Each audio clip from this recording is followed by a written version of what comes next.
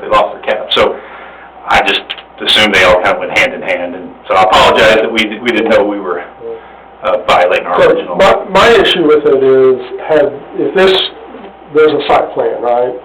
And where the city approved the site plan, and that's what it was, and now it's different. Mm-hmm.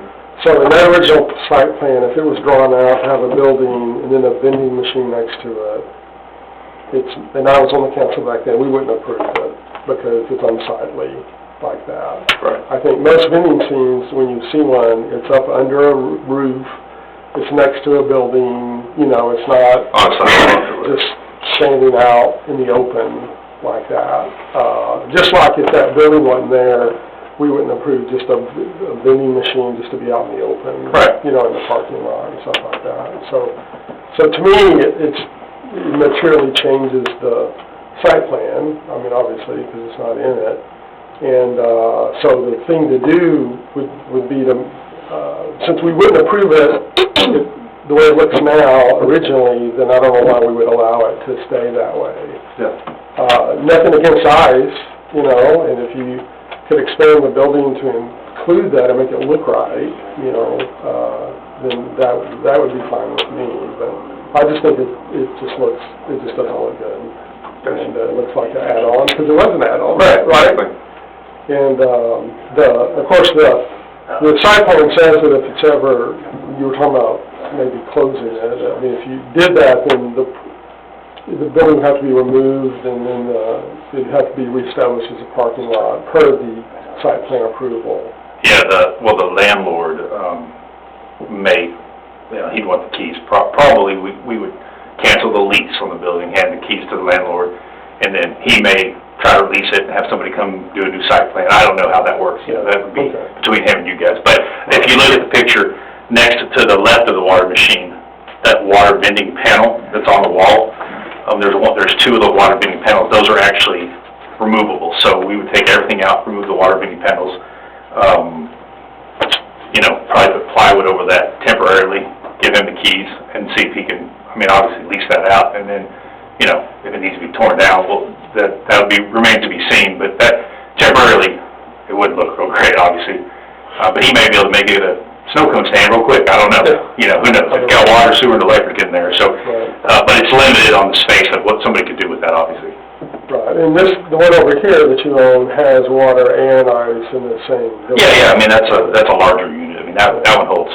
Obviously, if I close that one, the customer's going to go there, so it's not, I have somewhere to put that ice unit, I can move it, but, just a matter of, that location does get, I see a lot more military personnel there, so I believe we pull from, was it Westover Hills that's to the west, or Westover? Yeah, I think we pull customers from maybe outside of our roads. Now, by adding a machine there, that did increase our property tax, because we have an additional unit there, and bottled water is not required. We don't charge sales tax on bottled water, but on the ice we do collect sales tax. So for whatever it's worth, we increased the tax base when we added that machine for property and for sales tax. So there is a positive tax situation. So and I'm only one up here, so to me, I would love it if it was part of the building and it looked right. It should have been an add-on. There may be some option. Obviously aesthetically, there may be some options to where we can make it look. There may be something we could do. For me, it's an appearance issue. Yeah, because there's white rocks on there. I might be able to. That thing I see is different because it's so small and it's under the overhang. Right. So that's my question to you. If he puts an overhang on it, and it looks right, then I would be fine. Yeah, there's probably something we can probably make it look a little. That overhang right now, it's up against the overhang. Mm-hmm. So there might be a way to get a crane, kind of raise the roof, put it under, do something. Right. I'd have to have somebody come look at it, just to make sure I can do that appropriately without compromising something else. But we're happy to look at that. To be honest, that structure looks nicer than this structure. Yeah. Because this was the first one we did, and we knew. This one actually was built after.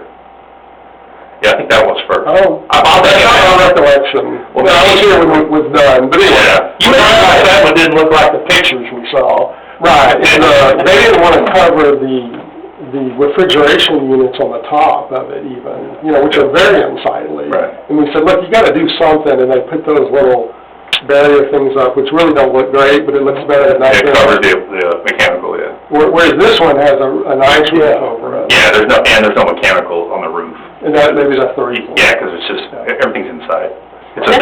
This one is really busy, because I live on Yale, and I go home through that, and it's busy all night long. I work nights, but on my way home, at 9:30, 9:45, there's still people there. Yeah, I mean, you know, we bought it, I mean, half the battle was just, you know, we upgraded the inside, we made sure it's lit up, so it's, Yeah. you know, I mean, having it lit up, you know, increases the, you know, and I mean, I've got a TDS meter in my truck, I can, you know, we can pull the TDS on the water out of the tap, and then, you know, when I pull the TDS out of both those machines, it's gonna either be a 2 to a 4, which is basically completely purified water. So there's, you know, it's providing a service for the community, but, as far as the aesthetic, that's something, you know, we definitely are willing to try to make it look as pretty as possible. I mean, you know, I got no problem with that. Yeah. Well, you see the one that farther down, that one looks nice. Yeah, that one, was that Fort Worth? Yeah, that's not worth That's Fort Worth. Which one? By Kettle. Past the bowling alley down there. Across from the trip. Yeah. That's like, that's Fort Worth. Is that ice water? Yeah, it's nice. It's ice and water also. It looks nice. So I take it, this machine uses that water to make the ice, right? Yes and no. So we can't use purified water to make the ice, because the ice maker has probes that sense the ions in the water. So if I take everything out of the water, the ice maker will overflow because it won't think there's water in there. So that's weird. We leave a little dirty. Well, I know it's weird. So we soften the water. We take all the calcium and the chlorine and all, you know, we do everything, and then right before the purification, we split it off. It goes to the ice machine, and then it purifies it for our tank inside for the vending water. But it's, yeah, the way ice machines work, the way they have all the sensors in there, they can't actually see water. It's got nothing in it. It's gotta have some magnesium or something. It's gotta be a little bit of something. I know it doesn't make any sense, but But that's the point, the water, the ice is coming from our water. it's all originally coming from, it's all, And have we had any complaints from people voice any complaint about? I mean, quite honestly, I didn't notice it till I saw it on the agenda. I'm with Steve, I think it needs to be, yeah, I think it does need to be put, like, because it does look a little unsightly when it's there.